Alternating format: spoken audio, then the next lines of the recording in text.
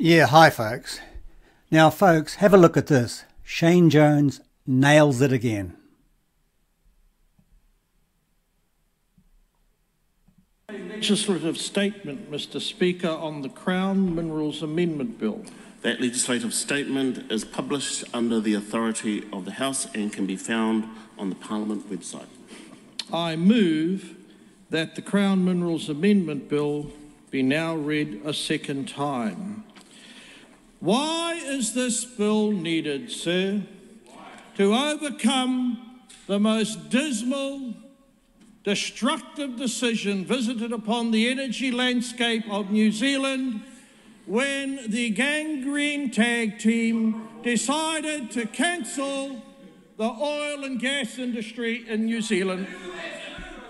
Not only, sir, not only did they destroy the appetite of the investment community to back our country and use Indigenous resources, no, they went in terms of a foolish flight into the future that everything would be devoid of emissions, and here we are importing Indonesian coal as a consequence of the gangrene tag team. Make no mistake about that. Of course, sir, we need natural gas. It not only represents a fast track. On the point of fast track, wait, there is more good news. There will be a host of energy projects. There will be a host of mineral projects, but I must not be diverted.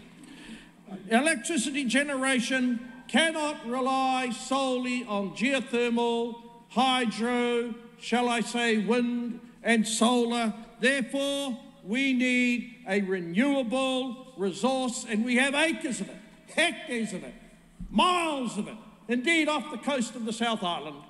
We will now reopen, with the passage of this bill, the opportunities that were denied the industry to maintain energy security through further exploration, extraction and development of this rare but valuable Indigenous resource. Our gas fields have been in decline, driven down by the ban decision, at the point at which investors, explorers and those companies who had grown to love New Zealand, and they were given the cold shoulder by that regime, by that Prime Minister, with that vanity-seeking decision which will go down as the worst decision ever visited upon New Zealand's energy policy, environment. Let me mention no firm beyond Winston International Pulp, closing down because of escalating energy costs, because we do not have the necessary mix of Indigenous sources for energy, and we are going to open them up, we are going to exploit them, and we're not going to be guilt-tripped by these fanciful accounts that the planet is boiling. We are lifting well beyond our weight as New Zealanders, not only in creating food, but showing that technology and common sense will maintain the quality of life highly sought after by millions of others who seek to come here.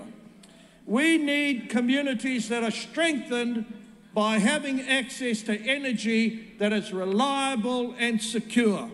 We cannot throw our lot purely on renewable resources that suffer intermittency, and we need to move beyond Indonesian coal. It is a tragedy, sir, that because the gangrene duo destroyed the gas industry, now we have worsened our current account deficit, bringing in Indonesian coal that will transition to something better, otherwise known as New Zealand-based gas.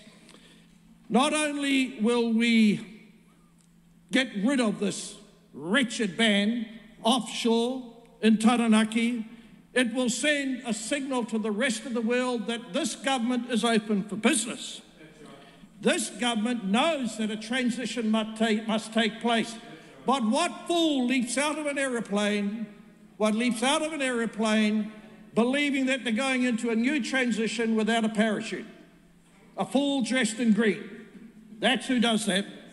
Now, since the ban was announced, we've watched a dwarf-like condition emerge in our natural resources sector, from 88,000 square kilometres to just over 8,000 in terms of permitted exploration. The reversal of this foolish, dangerous, juvenile, puerile pursuit of climate purity will be reversed, and we will now find ourselves in the clover-rich territory of many applications to develop our petroleum resource. Beyond seeking further applications for petroleum exploration, we will also have a very efficient process for allocating those permits. This will be called the block offer, and it will be defined, like this government, through the feature of common sense and pragmatism. There will be alternative permit allocation systems. Now, there has been, sadly, the development of misinformation around decommissioning. For the benefit of the House and the thronging number of people watching this speech, I can assure you that the regime that's been put in place, sir, to deal with decommissioning is not only based on a clear understanding that we must manage the risks in a fashion that what regulations are put in place are proportionate to the risk. No more of this business of understating costs and overstating risks. From time to time, this industry sadly has been misrepresented, and we all know, and we've learned some valuable lessons in terms of the Tamarin imbroglio, but we cannot burden the investment community with such stringent regulations that they no longer are willing to invest invest in our country. Therefore, there will be flexibility in how mandatory financial instruments are held. There will be a limited trailing liability. By that, I mean there will be the ability for the state, in the event that a very ugly occurrence takes place, for people to be held responsible.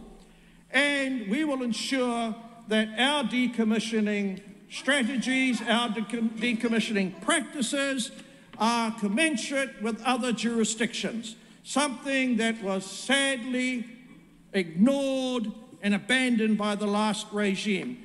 I cannot, sir, overstate how dire our energy situation is in New Zealand.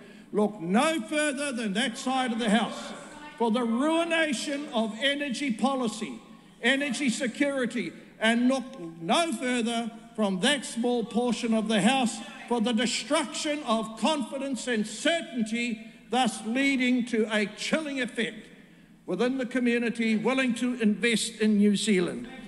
Now, this bill means that capital will be freed up. In addition to that, as King Coal of the mining industry, it's my pleasure to announce we will have the most permissive regime in the entirety of Australasia for Tier 3 minerals. These are relatively risk-free minerals activities, and we want to free these investors, want to free these fossickers, want to free these people who are actually going to develop jobs, develop industry in mineral-rich areas from the unnecessary deadweight hand of the bureaucracy, other than the light touch that may from time to time be required. Now, there may be things said about the emissions impact. It's important that we act with credibility towards our net zero 2050 goals. That is why gas is necessary. It is a far less harmful, in emissions-wise, fuel to use than the coal which we currently have. But to all the coal owners of New Zealand, I still have your back.